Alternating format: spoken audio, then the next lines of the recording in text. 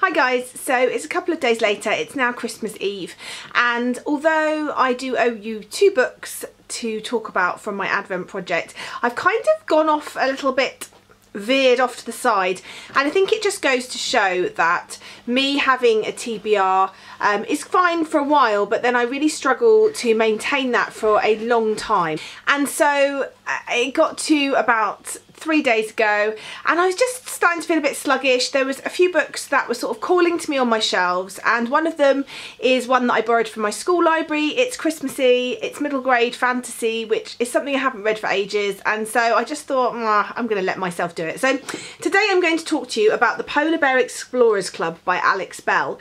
So this is a book that I picked up on a bit of a whim from my school library. It looked really fun and adventurous, and when I read the blurb it sounded really magical and Christmassy. And the basic story is we've got our young girl Stella. She lives with her adopted father Felix, who is the only father she's ever known, and Felix is a member of the Polar Bear Explorers Club, which is it reminds me of like a gentleman's club, but they go off exploring these cold places and various different lands with magical beings.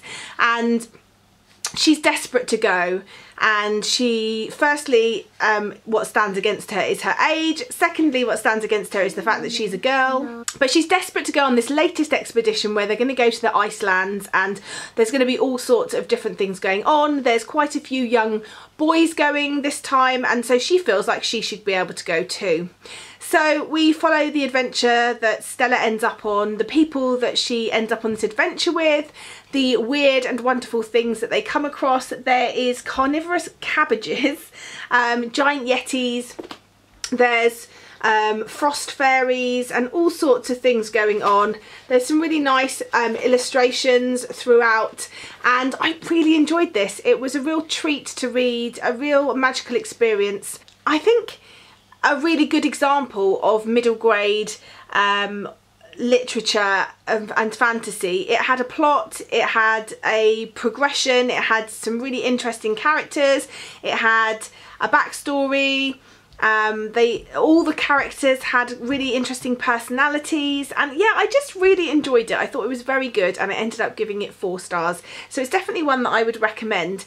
And I'm going to stop doing my Advent. I'm not going to do my last Advent book because I'm just feeling like I just want to read for myself for a bit. So I'm going to be picking up another book, which is middle grade, that I borrowed from school, I think, because that one's been calling to me too. And that one is called Bigfoot, Tobin and Me by Melissa Savage.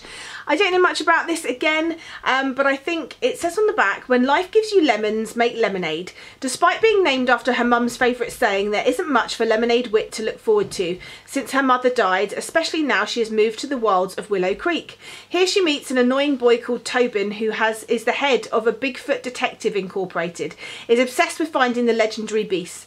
Reluctantly, she joins him in the search of the elusive creature, but what they find instead is even better. So I'm hoping this is just going to be another fun romp as well, and just what I need around this Christmas period. So I will come back soon and let you know how I get on with that one, but for now I can definitely recommend The Polar Bear Explorers Club. It was a good 4 stars from me, and I think I really enjoyed Advent this year and doing my book Advent. But next year, I think if I continue to do it, which I probably will, I might stick to 6 books over 12 days rather than trying to do 12 books, because I think that sort of burnt me out a little bit towards the end. Anyway, what have you been reading? Let me know if you've read any really good Christmas books, and I look forward to speaking to you soon. Bye for now, BookTube.